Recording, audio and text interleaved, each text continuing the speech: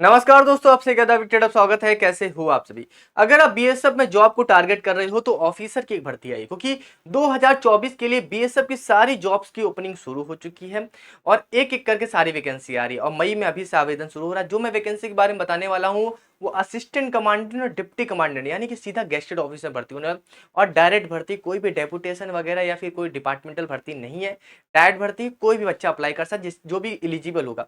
इसकी सारी कंडीशन मैं आप सभी को बता दूंगा वीडियो में। अगर आप एलिजिबल हो तो अच्छी बात है, आप फॉर्म भरना, नहीं हो तो फिर शेयर कर देना। अगर आपको फॉर्म भरना है तो आप हमारी वेबसाइट जा सकते हो। हमारी वेबसाइट का नाम है @dawicted.net और हमारे टेलीग्राम पे इसका पीडीएफ वगैरह मिल जाएगा। आपको मैं पूरी वीडियो में संपूर्ण जानकारी दूंगा। आप वीडियो को लाइक, चैनल सब्सक्राइब जरूर कर देंगे, ठीक है। पोस्ट का नाम क्या है आप सभी का? असिस्टेंट कमांडेंट, डिप्टी कमांडेंट, दो तरह की पोस्ट है और आप सभी के बीएसएफ में आई हुई है, ठीक है। टोटल वैकेंसी की बात करें 9 वैकेंसी टोटल है, ज्यादा वैकेंसी नहीं है यहाँ पर। अब इसकी अप्लाई डेट की बात करें तो 18 मई इसकी अप्लाई डेट रहेगी। लास्ट डेट की 16 जून रहेगी। एग्जाम डेट अभी कुछ बताया नहीं गया। फीस के बारे में बात की, जनरल ओबीसी ईडब्ल्यूएस के लिए 100 फीस लगने वाली है और SC/ST के लिए कोई फीस नहीं लगे, फीमेल के लिए कोई फीस लगने वाली है, ठीक है। यहाँ पर एज की कैलकुलेशन की बात करें 18 से 35 साल है। मैं आपको हर एक जानकारी संपूर्ण दूंगा आप सभी को। यहाँ पर दो तरह की पोस्ट आई है आप सभी की। एक आई अभी असिस्टेंट कमांडेंट इलेक्ट्रिकल की, यहाँ पर आपकी 2 वैकेंसी है। यहाँ पर आपसे डिग्री इन इलेक्ट्रिकल इंजीनियरिंग मांगा गया है, यानी आपको पता है ऑफिसर भर्ती करें, गेस्टेड ऑफिसर भर्ती करें, ग्रेजुएशन तो होना ही होगा। यहाँ पर junior aircraft maintenance engineer deputy commandant की है 7 वैकेंसी यहाँ पर निकल के आ रही है। यहाँ पर ग्रेजुएट होना चाहिए, फिर रिलेटेड लाइसेंस एंड एक्सपीरियंस वगैरह भी है।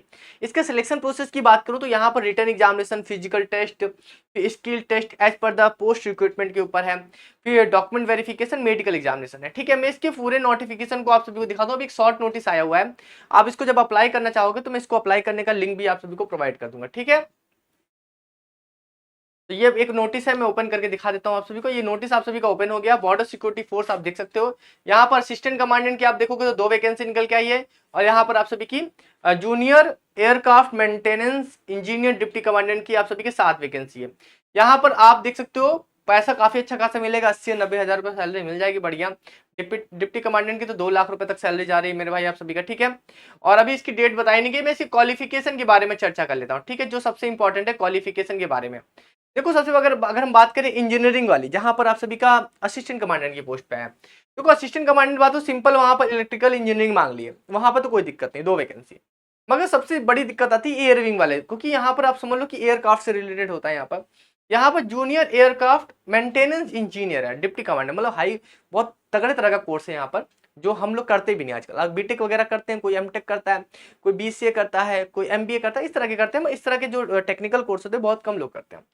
यहाँ पर लिखा है graduate with holder of aircraft maintenance engineers licence, licence भी होना चाहिए और basic aircraft maintenance engineering examination certificate भी होना चाहिए, बहुत बढ़िया। उसके साथ या फिर मतलब और लिखा, मतलब इसके अलावा, यानी दोनों में से एक होना चाहिए। Basic aircraft maintenance engineering examination licence in any one category of aviation, AIRESES ऐसा कुछ टर्म्स होते हैं, उसके आधार पर बोला गया है मैकेनिकल स्ट्रीम में, ठीक है।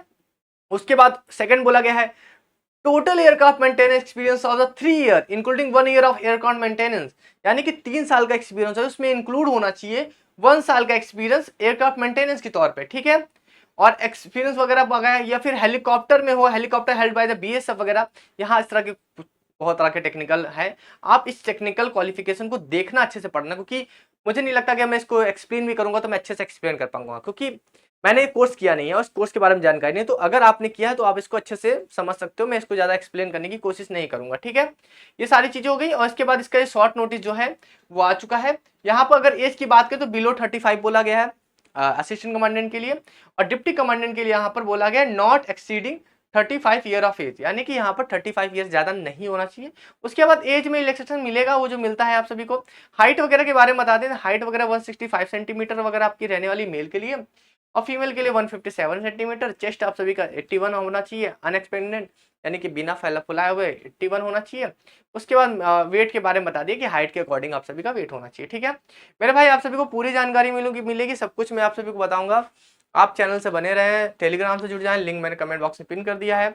आपको ऐसी इन्फॉर्मेशन और वैकेंसी की अपडेट आप समझ लो BSF इतनी भर्ती आने वाली है कि मेरे भाई आपको कोई अंदाजा ही नहीं है, ठीक है। चलते फिर अभी के लिए जल्दी मिलते हैं नेक्स्ट वीडियो में। Thank you so much.